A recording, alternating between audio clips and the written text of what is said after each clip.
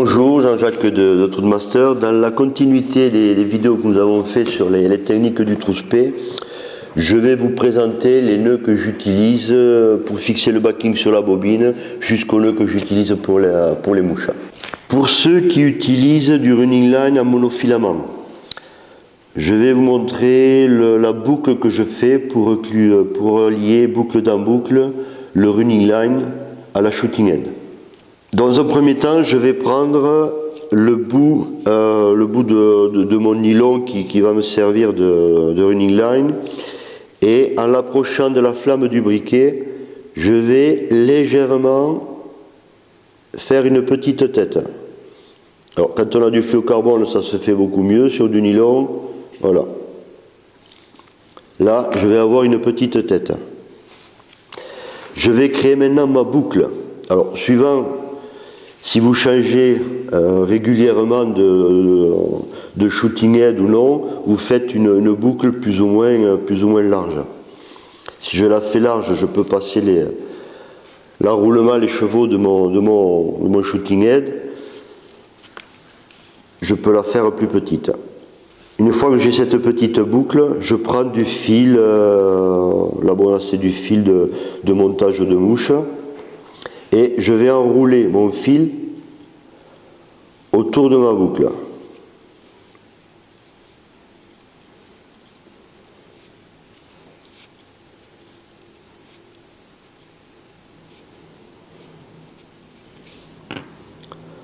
À ce stade-là, je me retrouve, hop, on va le perdre là. Là, je mets je badigeonne, je mets une goutte de vernis sur mon nylon et sur le premier passage de ma ligature. Et après, je reviens en sens inverse vers la petite tête que j'ai faite tout à l'heure avec le briquet. Là, j'entortille jusqu'à la fin en boucle jointive, au même titre que je fais les corps des mouches. Je vais venir embuter jusqu'à venir embuter à la fin.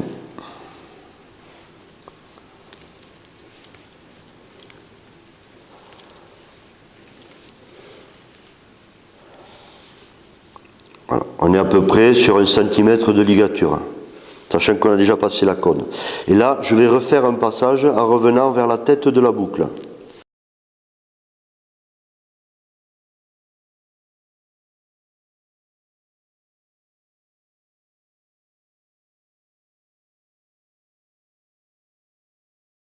Une fois que je suis arrivé en bout, je vais faire 3 demi-clés, ou 2, ou 3, ou ce que vous voulez. Là. Une. Moi j'en fais 3 doubles, donc vous pouvez faire 2 simples ou 3 simples. Le principal, c'est qu'après il faut que ça tienne.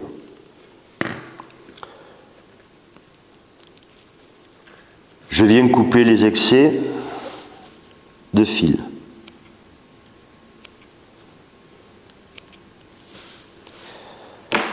Et là, je protège mon nœud avec, moi je mets du vernis. On peut mettre de la cyanolite. La cyanolite, c'est un peu cassant, on en a déjà mis dans la première phase. Et là, on a une boucle qui tient, collée et qui tient. Après, on va se retrouver boucle dans boucle. On admet que ça, c'est le shooting head. Donc, on va se retrouver dans cette configuration de boucle dans boucle. Voilà.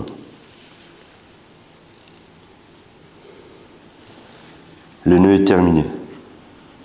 Donc maintenant, dans la continuité des nœuds précédents, on va raccorder la shooting head ou la soie au polyleader. Donc là, globalement, dans le matériel qu'on a aujourd'hui, on a boucle dans boucle. Donc ici, j'ai mon shooting head ou ma soie. Au bout, j'ai sa boucle. Ici, j'ai mon polyleader, mon versi-leader. Je vais mettre boucle dans boucle. Donc je fais passer la boucle de la soie dans la boucle du polyleader ou versileader. Et là, je fais, on va être boucle dans boucle. Alors après, on va voir parce que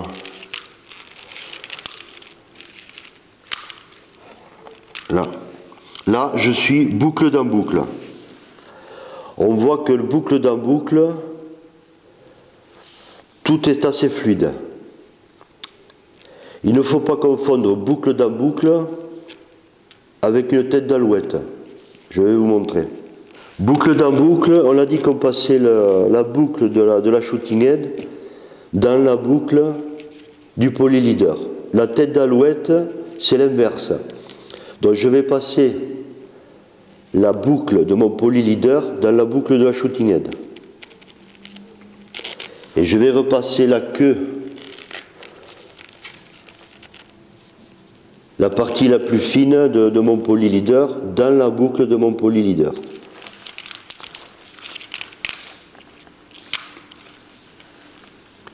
Et là, j'ai une tête d'alouette. On voit que la tête d'alouette est moins fluide que le nœud boucle dans boucle. Donc suite au raccord boucle dans boucle entre ma soie et mon polyleader, ou mon versileader ou votre tresse, en bout de ce polyleader, je fixe, moi, un micro-émerillon, sur lequel après je vais repartir avec mes potences, ma pointe et mes potences. L'avantage que j'y trouve sur un micro-émerillon, c'est dans un premier temps, c'est que quand je refixe mon porte-pointe, je le fixe sur un anneau. Et le deuxième avantage que j'y trouve, c'est quand je mets des mouches pour qui vont avoir une tendance à un peu à vriller dans l'eau pour générer des vibrations. Ben, je mets pas de la torsion sur mon nylon ni sur mon polyleader. Donc c'est pas une obligation, on peut mettre boucle dans boucle là aussi. On fait, je vous montre moi ce que j'utilise. Dans mon montage, une fois de mon micro-émerillon, je pars globalement avec du 20 centièmes sur du 40 ou 50 cm. Au bout de ces 50 cm en 22 centièmes, je fais une micro-boucle. De cette micro-boucle va partir la pointe en 1,80 m, enfin 1 mètre 80 cm ou 40 ou 20 en fonction de la profondeur à laquelle je vais faire travailler mes mouches. Et aussi cette boucle va me servir de support pour monter ma potence. Donc je ne fais pas un nœud de potence, moi je fais une boucle dans boucle. L'avantage que j'y trouve, c'est que je n'ai plus de casse au niveau des nœuds de potence. Et l'avantage que j'y trouve aussi, c'est que si je change souvent mes mouches sur la potence ou sur la mouche de pointe, je n'ai pas à refaire tout mon bas de ligne. Je casse au nœud et je repars boucle dans boucle. Je vais vous montrer les nœuds que j'utilise pour faire ces raccords. Donc les nœuds que j'utilise pour monter mes potences, on va les réaliser avec du backing pour une question de visualisation. Donc on va prendre l'hypothèse que ce morceau est le porte-pointe en 22 centièmes, qui est raccordé au micro-émerillon. La pointe, je vais la réaliser, je vais faire une perfect loop. Donc on croise, on passe à l'intérieur, enfin on fait le tour, on passe entre les deux boucles, on vient chercher la boucle intérieure, et avec le petit brin, je vais ajuster ma micro-boucle, on va dire. On va prendre cette distance. Pour le verrouiller, je vais tirer sur le grand morceau, là. Là, j'ai une perfect loop, ou la micro-boucle, comme vous avez envie de dire. On coupe le bras excédent. Et là, on s'aperçoit que on est dans un alignement. Ma boucle ne fait pas un angle. Je suis parfaitement dans l'alignement. Ça, c'est le porte-pointe. Pour faire la pointe, on va partir sur le même nœud. Donc je refais ma micro-boucle ou ma perfect loop. Tac. Je viens chercher ma boucle à l'intérieur. J'ajuste la longueur de ma boucle, je verrouille, je coupe.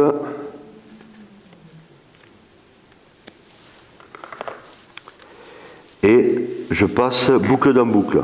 Donc on a vu tout à l'heure comment ça s'est passé. Je vais passer la boucle de mon porte-pointe, on va dire, dans la boucle de ma pointe. Je vais passer l'extrémité de ma pointe dans la boucle de ma porte-pointe et je vais tirer et j'ai un nœud boucle dans boucle. Maintenant je vais réaliser ma potence. Donc même schéma, micro-boucle, perfect loop.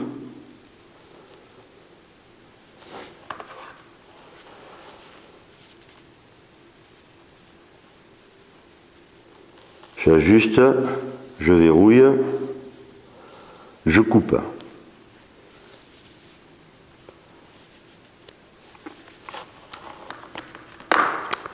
Là, par contre, je vais être obligé de faire une tête d'alouette. Bon, c'est le même principe que boucle dans boucle.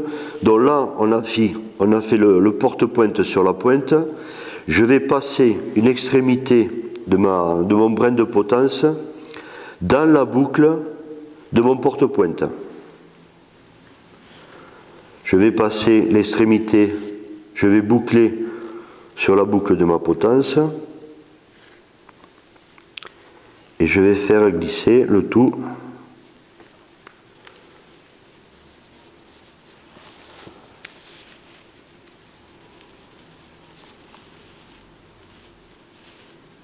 voilà.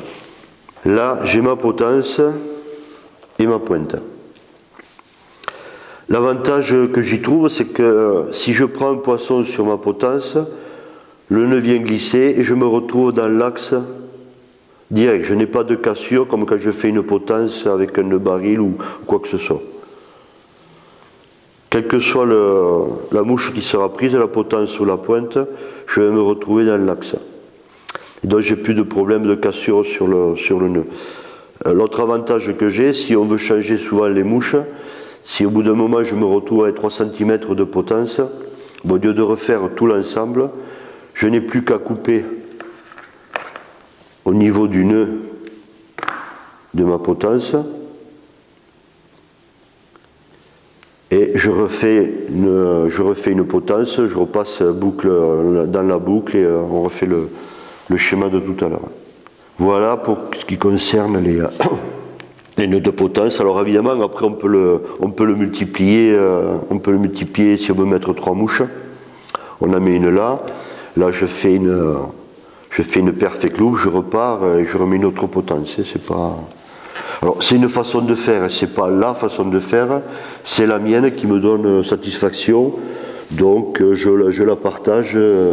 Pour finaliser la série des nœuds, on va voir le nœud que j'utilise pour fixer principalement ma mouche de pointe. Admettons que ceci est l'œillet de la mouche, il y a plusieurs nœuds, les nœuds de cuiller, tous les nœuds que vous connaissez. J'utilise un nœud qui favorise entre guillemets la mobilité de la mouche. Alors je l'utilise pour les noyer, je l'utilise aussi en réservoir pour les streamers. On va voir l'avantage. Donc je passe mon nylon dans l'œillet. On va dire que ça c'est ma mouche. Je fais une boucle, je croise.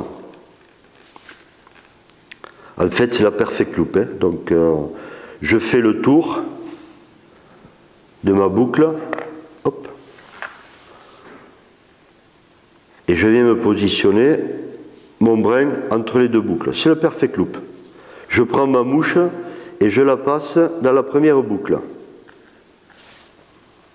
Après, je vais ajuster la longueur de ma boucle en tirant sur le petit brin. Une fois que j'ai la longueur qui me convient, je viens verrouiller ce nœud en tirant sur le brin le plus long. On coupe l'excédent du nœud.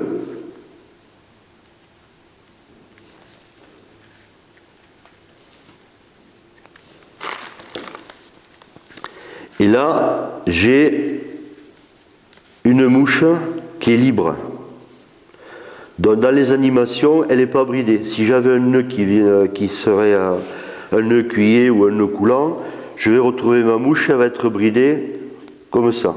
Ici, elle a la possibilité de naviguer.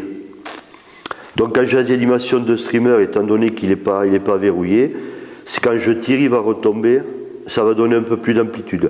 Et sur mes mouches noyées, c'est pareil. La mouche de pointe, je la fixe souvent, pour ne pas dire à 90% avec ce nœud. Donc là, on vient de voir tous les nœuds de la fixation du backing sur la bobine, la fixation de la mouche sur la pointe, en passant par les nœuds de raccord, les boucles. C'est les nœuds que j'utilise, c'est les boucles que j'utilise.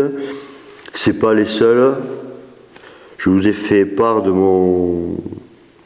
ma façon d'opérer. Après, chacun pourra évoluer avec ses croyances dans les nœuds.